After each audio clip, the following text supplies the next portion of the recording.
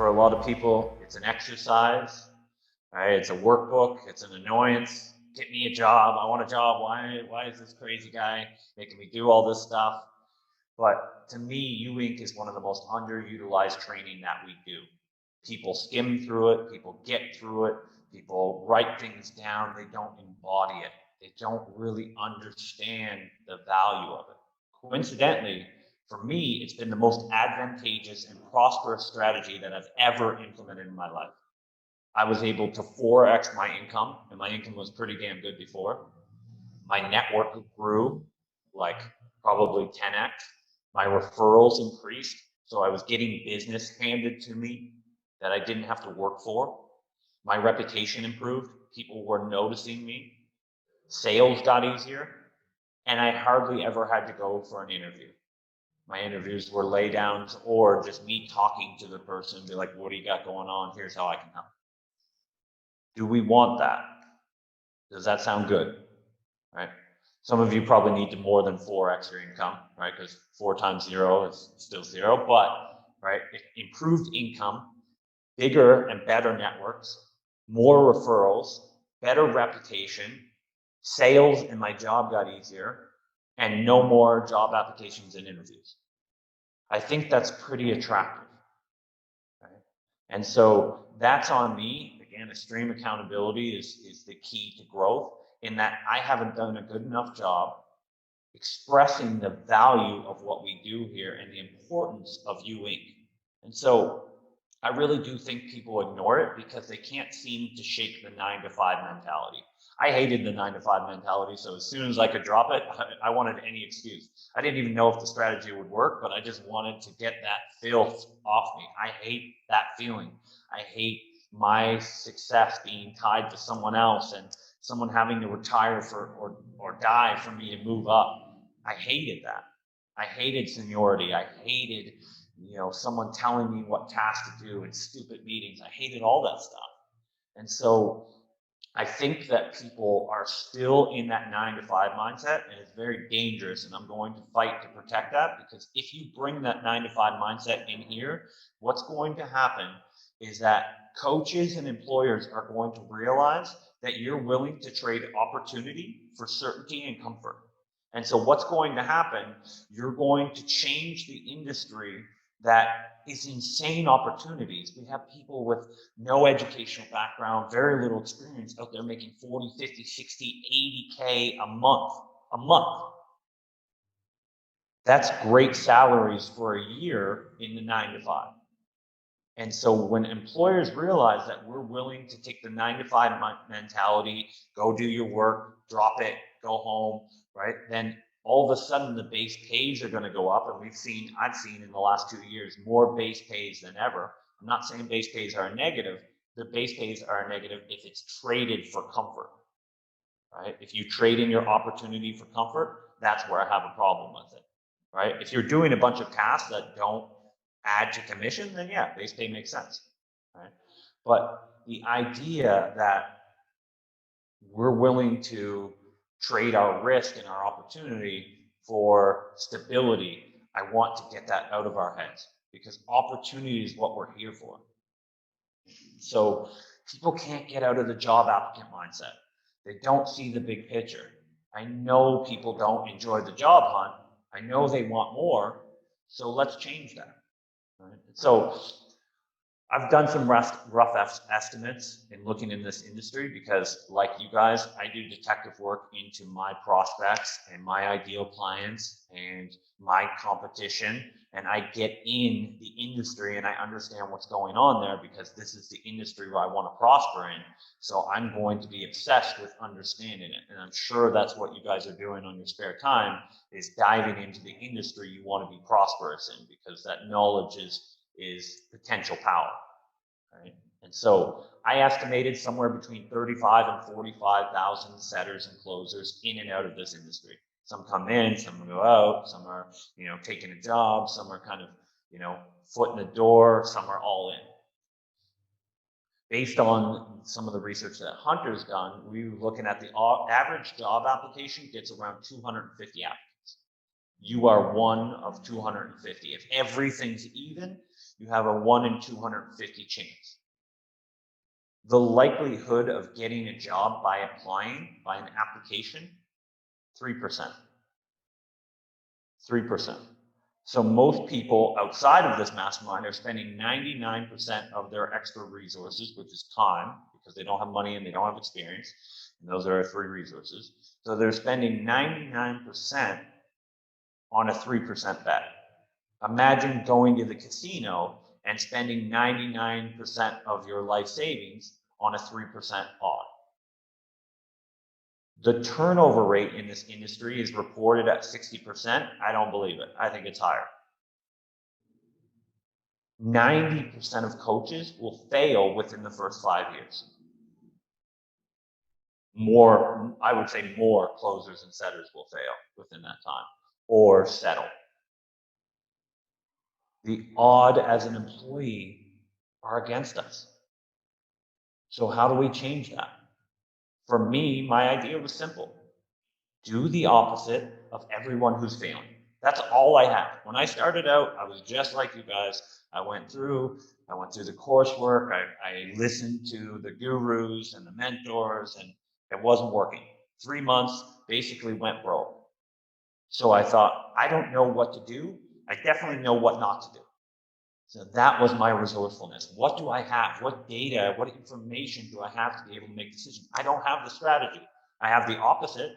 So if I have what fails, maybe if I do the opposite, at least I give myself a better chance at succeeding. That's all I had when I started out. And so I started to do some detective work like some of you are doing now, and I narrowed it down to 3 things that most struggling new people do consistently. 1 is start from the bottom and work their way up. The old mailroom to CEO fantasy. How many people do you know started in the mailroom and are now CEOs? It's a lie. It's a myth. It started in the Industrial Revolution to get people in, keep them working hard enough to buy into the dream, but they want you in your position. They want you to get that 25-cent raise every 2 years. They want seniority. They want people in the position long enough. When you get good at your job, they want you to stay there. They don't want you to move up.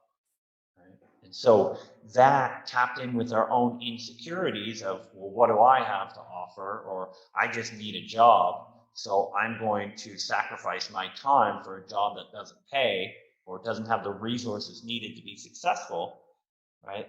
That's where this, I'll work my way up situation. And where is all the competition? At the bottom. Because the 35,000 setters and closers all have the same idea. There is much less competition at the top or in the middle than there is at the bottom. So it's actually harder to get a job with a newer coach that doesn't have the resources than it is with someone that has everything set up for you to succeed. I had a much easier, I got turned down for jobs that didn't have a script or a sales process or leads, and I got a job where I can make $40,000 a month. That's crazy, but it's true, right? And so thinking again, okay, what do I have? Everybody's starting at the bottom and working their way up. Doesn't seem like it's working. What's the opposite? That's where the top-down strategy was born, right? I'll start at the top and work my way down. I didn't know that it was going to work. I just thought, this is the data I have, and I got to take positive action. Number 2, cold outreach. Sales trainers with no idea how flooded they've made the market. They're spending $300,000 a month on ads. They don't really care if you're successful or not. They got paid.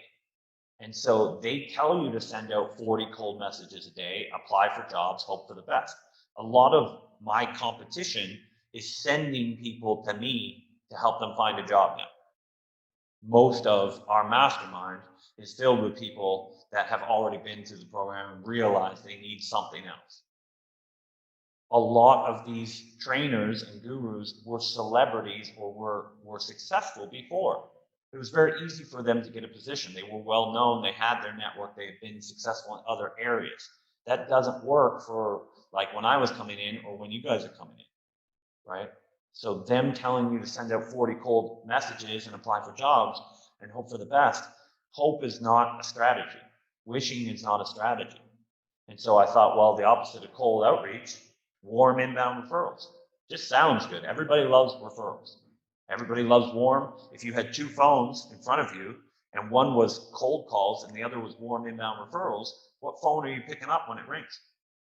Right? And so it's this simple progress of, I don't need to know all the answers, but I know what's better than what's not good, right?